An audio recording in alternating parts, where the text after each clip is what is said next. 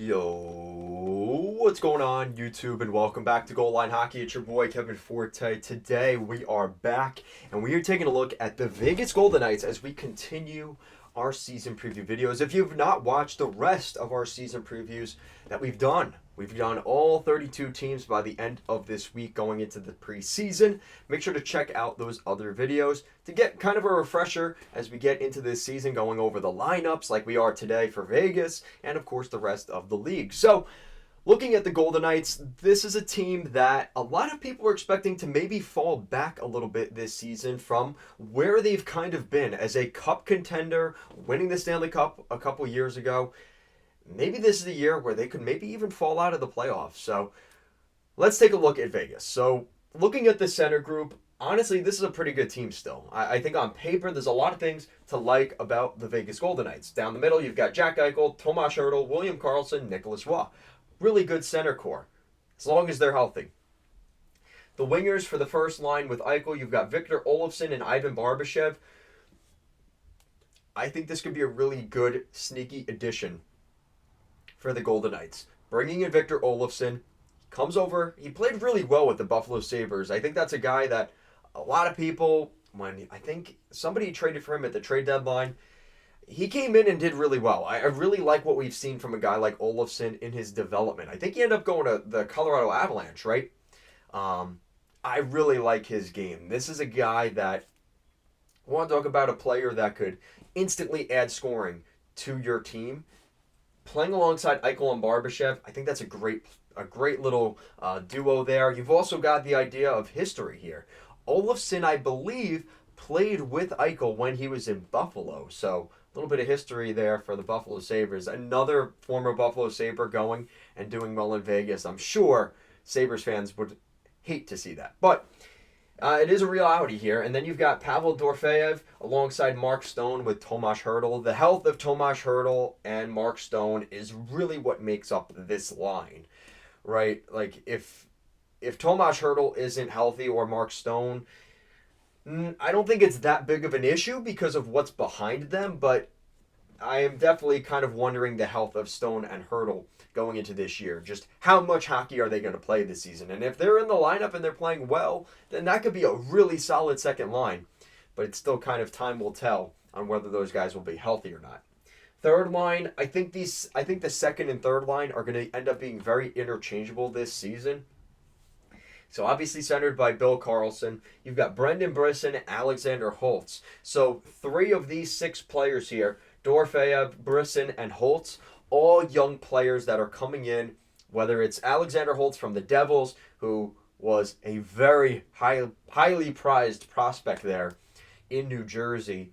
I think that's a move that's going to help them out. Again, you want to talk about adding depth scoring. Olofsson, Dorofeyev, Brisson, and Holtz, all those guys can score goals, and they're young. And I think that's really going to be key for the Golden Knights. The success of the Golden Knights, I think, ultimately is going to fall on those younger players stepping up and stepping into big roles early on. You know, jumping on the power play, having a productive power play, getting that depth scoring. That's all going to be key for those guys. And kind of sounds self-explanatory, but, you know, you would expect the story to always be about Eichel, Hertl, and Stone. I don't necessarily think that's going to be the case with this team. Brendan Brisson, I actually watched him in person. He played for the University of Michigan. He's a really good player. He's been playing on some of those really good Michigan hockey teams. So I'm interested to see just what he can do at the NHL level. I think a lot of people are excited for Brisson. I've been talking about him a lot. He was a first-round pick of the Golden Knights a couple years back. So we'll see what he could do. And like I said, the second and third line, I think are going to be pretty interchangeable this year for Vegas. Fourth line, you've got Brett Howden, Nick Roy, and Keegan Kolesar. The theme there, obviously with Roy and Kolesar, some big bodies there on the fourth line. And Brett Howden, he's a guy that's probably going to move up to the third line if need be. This is a deep forward group for the Golden Knights. I really like what they have up front.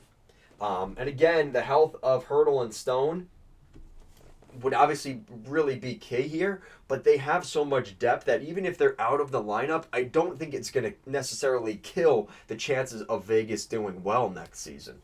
Their defense, obviously, some of those additions here. Noah Hannafin is obviously the big fish that they brought in. He'll be playing alongside a big defenseman they signed a couple years ago in Alex Pietrangelo. So Hannafin and Pietrangelo, I really like that defense. That is a top pair. You want to talk about a top pair defense?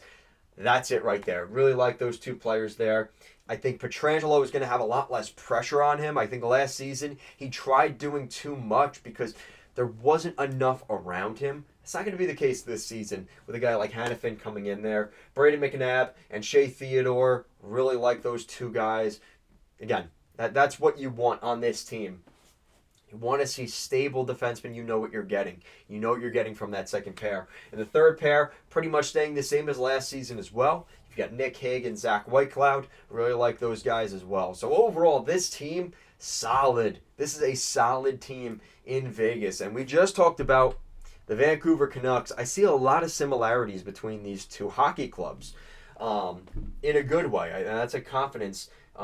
That's something that I'm confident in. I'm confident in both of these teams. But I'm a little bit more confident in certain aspects with the Canucks, and you'll see what I'm talking about in a minute. So Adin Hill and Ilya Samsonov is your goaltending tandem. I actually like Adin Hill, and I like Samsonov as the backup. I think that's fair. He obviously had his struggles in Toronto. He's going to look to be kind of a reclamation project here for the Golden Knights this season, and what better place than Vegas to try and do that?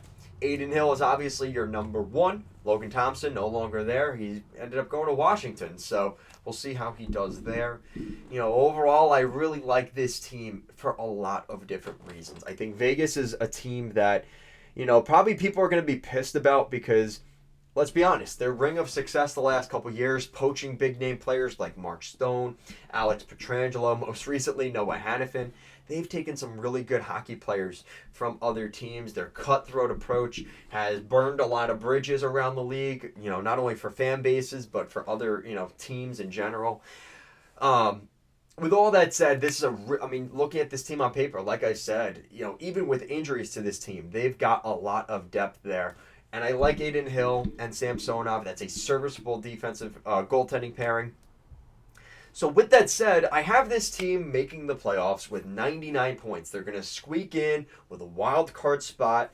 I think some of the key departures over the last couple years will kind of rear their ugly head this season at points. And there is going to be stretches where this team might struggle. I do see that happening for the Golden Knights this season. I think that Pacific Division, there is a gap closing between teams like Anaheim, San Jose. I think those teams are going to be much better than they were over the last couple of years. So maybe Vegas has had a little bit of inflation in that division.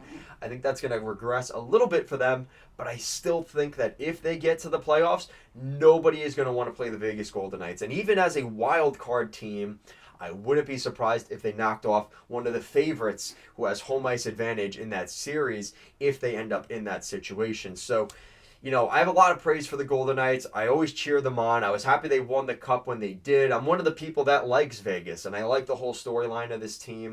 Would it have been better if the true misfit club from 2018 won that Stanley Cup? Absolutely.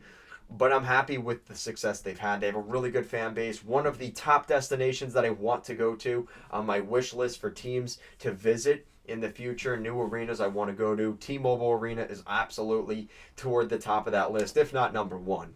I really like the Golden Knights. I would like to see them do well once again this season. But again, there's the questions about the health of some of the older players on this team. And if that's the biggest issue I have with this team, this is going to be a good year for the Golden Knights. I think they're going to be okay, but you never really know. Right? You still have teams like the Los Angeles Kings hanging around there. How's the Western Conference going to fall apart in terms of teams like St. Louis, Utah? Are those teams going to get in? Maybe they get in that playoff spot over Vegas. You never know, right? That's why they play the games out in between October and March, right? So we'll see. Guys, as always, thank you so much for watching this video. Let me know what you think of the Vegas Golden Knights. Will they be in the Stanley Cup playoffs in 2025? Or do you think they're going to miss? Maybe be a little bit disappointed there in the desert. So let me know what you guys think. Thank you so much for watching. I'll see you again next time.